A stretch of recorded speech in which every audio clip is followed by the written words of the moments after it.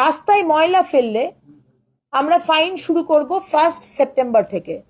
1 September থেকে কোনো মানুষ যদি রাস্তায় আপনারা লিটার করেন তাহলে কিন্তু আমরা কত চার্জেস হবে সেটা এখনো ঠিক করিনি। এটা কিন্তু একটা আইন আছে, এটা কিন্তু আমরা জাস্ট সরকার আসার পর শুরু করছি তা নয়, there is already an আইন।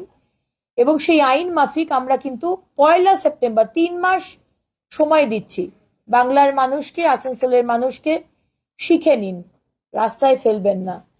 দেখুন আমরা একদিক থেকে রাস্তায় ফেলছি আর একদিক থেকে আমাদের যারা কর্মীরা রয়েছেন তারা অক্লান্ত পরিশ্রম করে কিন্তু এগুলো পরিষ্কার করছে।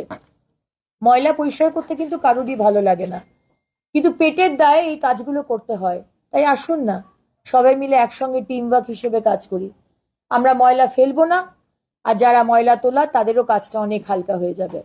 আমাদের সন্তানরা কিন্তু অনেক বেশি